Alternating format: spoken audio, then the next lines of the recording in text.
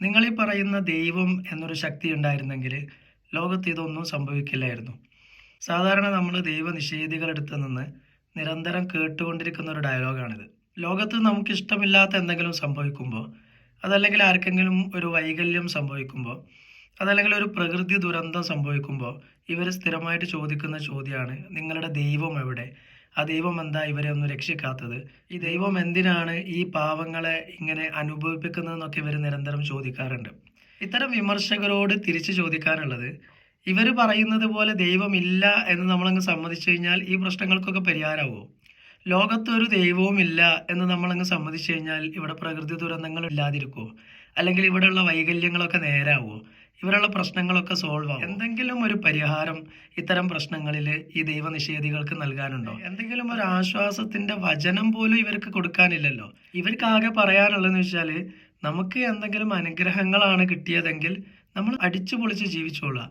ഇനി അതല്ല, നമുക്ക് ദുരിതങ്ങളാണ് നമുക്ക് കിട്ടുന്നതെങ്കിൽ നമ്മൾ അത് സഹിച്ച് ജീവിച്ചോളാം എന്നുള്ളതല്ലാതെ ഒരു പ്രതീക്ഷയുടെ ഒരു വാക്ക് പോലും പറയാനില്ലാത്ത ഈ ദൈവനിഷേധികളാണ് മതങ്ങളെയും ദൈവങ്ങളെയും ഒക്കെ തള്ളിപ്പറയുന്നത് എന്നുള്ളതാണ് ഏറ്റവും വലിയൊരു വിരോധാഭാസം. യഥാർത്ഥത്തിൽ ഇസ്ലാമിലൊക്കെ ഈ വിഷയത്തിൽ വളരെ കൃത്യമായ കാഴ്ചപ്പാടുണ്ട്. അതായത് ലോകത്ത് ദൈവം അറിയാതെ ഒന്നും തന്നെ നടക്കുന്നില്ല.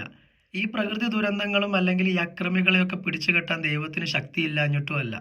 എന്നാൽ ഈ ഭൗതിക ലോകത്ത് ദൈവം ചില നടപടിക്രമങ്ങൾ കൈക്കൊള്ളുന്നുണ്ട് എന്നുള്ളതാണ്. ദൈവം പറയുന്നത് നമ്മളുടെ ഈ ഭൗതിക ജീവിതം തന്നെ ഒരു പരീക്ഷണ കാലഘട്ടമാണെന്നാണ്. അപ്പോൾ ദൈവം നമുക്ക് ഇവിടെ ചിലപ്പോൾ ഒരുപാട് സന്തോഷങ്ങൾ സുഖ സൗകര്യങ്ങൾ തന്നിട്ടുണ്ടെങ്കിൽ നമ്മളത് ദൈവത്തിൽ നിന്നുള്ളതാണ് എന്ന് തിരിച്ചറിഞ്ഞുകൊണ്ട് നന്ദിയുള്ള ദാസന്മാരാവുക. ഇനി അതേസമയം ദൈവം നമുക്ക് ചില പരീക്ഷണങ്ങൾ തന്നിട്ടുണ്ടെങ്കിൽ നമ്മൾ അവിടെ ക്ഷമിക്കുകയും ദൈവത്തിൻ്റെ സഹായം ചോദിക്കുകയും പ്രതീക്ഷ അർപ്പിക്കുകയും ചെയ്യുക എന്നുള്ളതാണ്.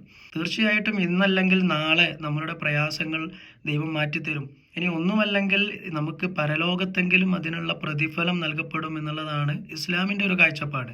നമുക്കറിയാലോ, അന്യായമായി ഒരുപാട് ആളുകൾ ഇവിടെ ജയിലറകൾക്കുള്ളിലുണ്ട്. അന്യായമായി കൊല ചെയ്യപ്പെടുന്ന ആളുകൾ നമ്മുടെ ചുറ്റിലുമുണ്ട്.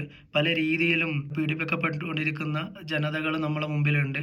ഇവർക്കൊക്കെ അറ്റ്ലീസ്റ്റ് ഇസ്ലാമിക വിശ്വാസ പ്രകാരം പരലോകത്തെങ്കിലും ഒരു പ്രതീക്ഷയുണ്ട്. എന്നാൽ ഈ എത്തിസ്റ്റുകൾക്ക്, ദൈവനിഷേധികൾക്ക് എന്ത് പ്രതീക്ഷയാണ് ഇവർക്കൊക്കെ കൊടുക്കാനുള്ളത്? ഒന്നുമില്ലല്ലോ. അപ്പൊ ഇത്തരം വിഷയങ്ങളിൽ തങ്ങൾ പൂർണ്ണ പരാജിതരാണ്, ഒരു പ്രതീക്ഷയുടെ ഒരു വാക്ക് പോലും കൊടുക്കാനില്ല എന്ന് തിരിച്ചറിഞ്ഞ ദൈവനിഷേധികൾ ഈ ദൈവവിശ്വാസത്തിലും ചില പ്രശ്നങ്ങളൊക്കെ ഉണ്ട് എന്ന് വരുത്തി തീർക്കാനും അല്ലെങ്കിൽ ആളുകളെ തെറ്റിദ്ധരിപ്പിക്കാനും വേണ്ടിയാണ് ഇത്തരം ചോദ്യങ്ങളൊക്കെ നിരന്തരം ചോദിച്ചുകൊണ്ടിരിക്കുന്നത് എന്ന് മനസ്സിലാക്കിയാൽ മതി.